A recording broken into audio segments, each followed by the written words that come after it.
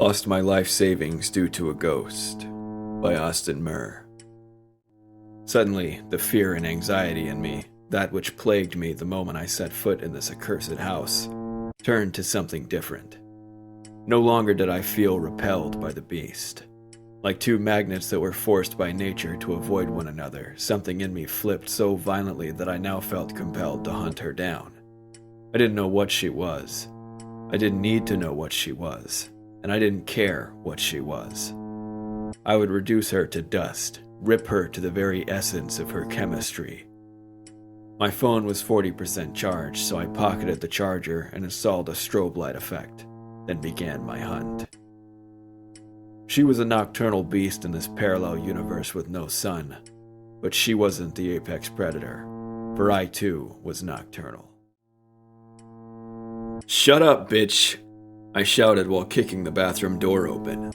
It swung open violently, slamming against the wall. Her crying stopped, and a gasp sounded through the entire house. I found an incarnation of her on the other end, covering her face and hiding in the bathtub. I didn't bother to turn the light on. I was too focused on beating her with my weapon. Under the strobe light, our altercation became jerky and claymation-esque. She seemed confused and frightened at the repeated assault on her cover of darkness. It was a barrage for her, similar to how we might experience a subtle electrical shock over and over and over again, discombobulating and preventing us from forming any meaningful response to the attack. Every strike I landed left her obsidian skin sizzling like steak charred on the grill for hours too long. It smelled of burning fat and blubber. One of her long arms covered her face, while the other flailed wildly against me and soaked up the bulk of my attacks. "No!" she shouted before slapping me on the side of my head and sending me spinning out the bathroom door. My face was fine, but I felt a pulpy warmth where my ear was, and profound ringing. Despite my daze, I managed to keep hold of my saber, as I considered it my lifeline. She screamed like a teenager having a tantrum, half anger, half agony, half fear. 150% fucking psycho. The bathroom was now pitch black, and my flashlight couldn't penetrate the liquid beyond the door. Through the shroud, her petite fingers emerged and wrapped around the doorframe. Her little nails dug into the wood and ripped off a chunk of either side as she suddenly dashed out from the dark and lunged at me. It was in this moment that I saw her face for the first time. She was no woman I'd ever seen. She had an elongated mouth, like something between human and dog. Her eyes were nothing but pale gray dots, half hidden beneath long hair. There was a profound misery in her, intensified by her hunched stance, and figure so slender I could see the joints in her bones move. Her beastly mouth opened to receive my neck, but in that split second, I managed to position the saber just right. I thrust my blade into the mouth and jammed it with force down her windpipe. She half-heartedly finished her interrupted strike by slapping her petite fingers against me. It should have been impossible, but those tiny nails ripped into my shirt like claws, and when she rolled off of me, she pulled with her half of my shirt. I now had 3 wounds from her, and I was covered in blood. She may have been vulnerable to light, but her strength was undeniable.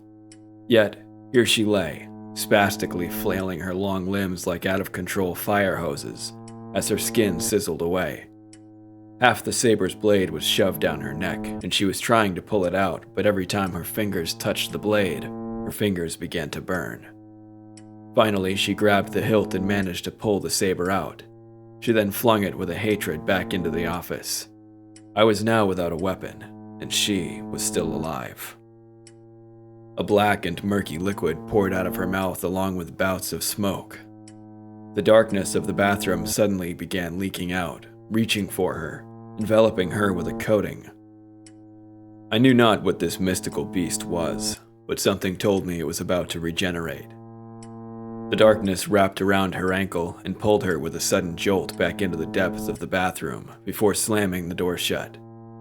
From here, I could see that the saber had broken beyond repair, so I stumbled down the stairs. My phone had shattered from the fall and didn't respond, so I began collecting my makeshift bonfires. Something told me that this was only the beginning of our fight. I prepared my stash so that I could light a dozen bonfires with the flick of a Bic lighter, then turned my attention to first aid. I downed another handful of painkillers along with some whiskey, then used the rest of my shirt and whiskey to make a Molotov cocktail, which I set on the counter alongside the bonfires. If I die, it will be in flames and fire, not in the shadows. The left side of my chest was covered in blood, so I stuffed paper towels into my wound and used an entire roll of duct tape to compress it. Did the same with my ear. I already said I wasn't a good medic. Blood loss had made me dizzy, so I unpacked my espresso machine, which had still been in a moving box, and filled a cup with 6 espresso pods. For good measure, I used another roll of tape to further compress my wounds. This did reduce the amount that my lungs could expand, but I was hoping coffee would make up for my lack of oxygen. Then, without heating it up or even grabbing a fork, I shoveled some butter chicken and rice into my mouth for good measure. So there I stood, smeared in curry and blood, shirtless and wrapped in duct tape, operating on coffee, butter chicken, and whiskey. Never in my life had I felt so fucking ready for war. When all the lights in my house turned off simultaneously, I wasn't even shocked. Somehow, I had anticipated this. Autopilot took over and I began lighting my pots and pans bonfires. My anxiety used to drive me to madness. Every tiny noise in a silent room became amplified by panic attacks. But now, in the wake of a war, it meant a useful radar. I heard the beast in my house. I knew where she was. She no longer tried to conceal herself. She was in the garage, by the fuse box. That's how she plunged my home into the abyss. And now she came storming towards me like a cavalry charge, eager to reconquer her domain of darkness. But I stood ready. When she revealed herself by the kitchen door frame, she halted, and I swear I saw fear in those pale gray specks of eyes. I stood with a flaming pan in each outstretched arm, glowing orange and defiant of her domain. She was a threat to me as much as I was a threat to her. I'm going to burn this house down with you inside of it, I stated bluntly. No! Don't you ever say anything else? I shouted back. The only response she gave was dropping down on all fours and charging toward me like a rabid animal. I held both pans in front of me like shields of light, shields she easily sidestepped. She was much faster than me, and I was again struck in the side of my head, the same as the previous one. I wasn't certain how much more damage I could take. Flames rained all around us as fabric and splinters exploded through the air. One of the pots I simply turned upside down and held against the top of her head, blinding her as I slipped away before she could strike me again. I then grabbed another pot and dumped it on her back before making an escape to the dining room, where I lit the Molotov cocktail. I saw her in the kitchen screaming and fighting the flames. Instead of chucking the Molotov at her, I threw it at the base of the curtains. The fabric immediately caught flame and filled the entire dining room with an eruption of orange. The beast then charged towards me from the kitchen, wailing and moaning a putrid anger. I darted out the far dining room exit and looped around back to the kitchen. She was more animal than human after all, and I felt confident that I could outsmart her. The flames were not doing as well as I had hoped they would. I grabbed a glass bottle of expensive olive oil and threw it as hard as I could onto the floor. In an instant, a cloud of oil erupted and engulfed me in flame. I thought for sure I had just committed accidental suicide, but the cloud left existence as soon as it came. It did little other than just make the floor slippery and sharp with glass. It was worth a try, but produced nothing of value. The beast came charging after me. I threw 2 flaming pots in her direction, forcing her to cover her face and eyes while I grabbed the last bonfire, a saucepan, and made way for the kitchen exit. The beast slipped on the oil-covered ground and fell into the shards of glass and burning remnants of my first 2 bonfires. Her wails echoed through the entire house, humming from all directions. This final bonfire acted as a torch in the dark caverns of my home as I barreled towards the garage. The darkness enveloped me, and it seemed it tried to snuff the bonfire, but failed. Instead, it could only reduce my field of vision to near null. The beast could be heard behind me, somewhere in the pitch black, but I didn't turn to look. The sound of her struggle indicated that the oil had reduced her speed, giving me an edge. I opened the garage door and hit the light switch, knowing it wouldn't turn on until I reached the fuse box. When I did reach the fuse box, I saw under the flickering lights that she had ripped out every single wire. There was literally no repairing it. She was also only 4 steps away. I jumped into the driver's seat of my Mustang, locked the door behind me, and turned on the high beams. The demon was caught in the middle and let out a shriek. The shadows of the garage retreated back into the corners slower than before, a retreat nonetheless. The demon shrank and jumped out of the lights, then bolted out of the garage. The high beams were too much for even me, but they meant life. A knee-high smoke crawled into the garage from the dining room, but I wasn't nearly done. I crawled under my car with a bucket. It was at this moment I felt most vulnerable, but my anxiety wasn't going haywire, indicating to me that it was safe. At this point, I would rely on my instinct. I began draining my fuel tank and rummaging through the moving boxes in the garage. Along with some rags and turpentine, I now lugged with me a sloshing bucket of gasoline.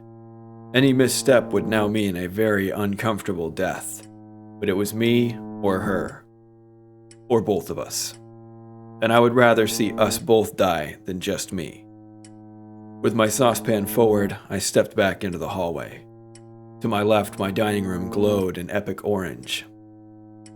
I ran toward the dining room and hurled the bucket into the fire, erupting that room with a magnificent pressure and heat. Fire spewed out in all directions and I was knocked back. Noxious gas and thick air surrounded me. My saucepan had slipped from my grip and I was left to crawl towards the back door on all fours like an animal, like the beast. From all angles in every room, I heard the cries in agony. The walls were vibrating. The black liquid seeped from every corner, pooling at my feet like an icy sludge. Something I had felt while hiking glacial peaks was somehow in my house. But I knew I was winning. I could feel it in the pain and suffering of the witch as she cried. I just had to make it to the back door and I could watch my house go up in flames. Even if I never return to Arizona and I am trapped in this strange plane of existence for the rest of my life, let it be so. I'll die here and drag her down with me. Just as I grabbed the door handle, the witch materialized from the corner of the room, where the thick sludge streamed down like a frozen waterfall. I slipped outside and slammed the door shut, feeling the vibration of her slam against it. Something told me that I was safe outside, whatever that meant. This was my first time setting foot into this strange and alien world of flat grass. The demon moaned in agony and pain, then wept and cried. I looped around the house and collapsed onto the front lawn. The fire had spread all through the bottom floor, escaping through the windows, where it then caught flame on the exterior of the second floor. The crackling was only eclipsed by the witch's moans. I sat there, watching my house go up in flames along with everything else I owned. I had bought that house outright with my life's savings. Somehow, there was no overwhelming despair within me, just a peaceful indifference. After a few hours, the middle collapsed inward, sagging the upper floor down to the ground in a cacophony of creaking wood and hissing flame. All I could think was, try to find a shadow there, bitch. Somewhere in that pile of smoldering flame, the witch had been slain. I had been awake more or less for 3 days straight and now lay in the cool grass. The last memory I had of that night was staring up at the Goliath of a moon. Peace enveloped me and my mind shut down. October 27th, 2023. It felt like I had blinked. I closed my eyes for 1 second and the monolithic moon was gone. Dazed, I sat upright and found myself in nighttime Arizona, a smoldering red pile where my house once stood. I assumed firefighters would ultimately show up, but no. There were no sirens, nor emergency lights, only a distant pair of headlights cutting through the dark landscape. Without urgency, a black sedan halted 30 feet from me. We stared at each other for a moment, when all doors opened simultaneously. Out stepped 4 people, 3 men and 1 woman, all wearing sunglasses and black suits. They stared cautiously at me, then exchanged glances between themselves in confusion. Finally, one shouted, "Who are you?" "Me?" I pointed towards myself, irritated by the question. I then pointed back to them and asked, "Who are you?" "You're not supposed to be here," said the woman strictly. "This is my property. You're not supposed to be here," I shouted back. What followed was a strange silence other than the crackling bonfire that was once my haunted home. Glancing between the glowing pit and the black sedan, I then said more calmly, "But I could use a ride." The 4 of them approached me, all holding wallets high, as if to show me a badge. However, they were too far for me to see what branch of government they were operating under. As they approached, she asked, "What are you doing here?" "Oh, insurance fraud." "You picked the wrong house to squat. This is government property, and not somewhere you want to find yourself." "Government property? What the hell are you talking about? What is this, some kind of experiment? I bought this house a month ago. I've been living here for a week." "You've been living here for a week," repeated the woman slowly, as if processing that information was impossible. "You're telling us you slept in that house?" "Barely, but yes." The older man in black looked towards a colleague of his and said, "Cuff him." 2 of the 4 agents produced pistols and descended on me. I was then placed in the middle seat in the back of the sedan, between the 2 agents, who still had their guns pushed into my stomach. I didn't complain. As far as I was concerned, I was happy to leave that place. They brought me to an office building and put me in a cold interrogation room. I thought I was going to have to wait for hours, but someone entered only a minute or so after me. He was a skinny man with sunglasses and a white button-down. "Mr. Murr." He read my name off a clipboard. He began pacing slowly. "Mr. Austin Murr, private contractor, contracted pen tester and cybersecurity engineer for the CIA." He then looked at me and said with a hard H, "I hate the CIA. We always have to clean up after those arrogant, bumbling buffoons. And again today, Mr. Murr." He threw his clipboard on the table, its wooden back clanking against the metal. It was a thick file on me, with notable information. My place of birth, ethnicity, work history, first girlfriend, my internet provider and IP address. There was even a note that read, "Deducted $870 off business expenses under label work shoes." "I can explain that," I said while pointing toward the file. "We're not the IRS, Mr. Murr. We don't care about your taxes. What the hell were you doing in there?" "That's my fucking house, man. I paid $260K for it." "You couldn't have bought that house because it was never for sale." "I can prove it. I have all the correspondence on my email. You can see my bank statements and everything. You know how hard it is to withdraw $260K from your bank?" I could see my own face in his shades as he blankly stared at me. He then pulled a laptop from a satchel and told me to log in. When I had logged into my email, he snatched the laptop back and began scrolling. I told him, "I can't let you do that. There are state secrets in there. I signed an NDA." "We supersede the CIA," he said before handing the laptop to a coworker just outside the door. He then came back to the table where he leaned with his hands on the chair's backrest. His face was shrouded by the shadow, something that made me shiver. "Can we turn on the light, please?" I asked him.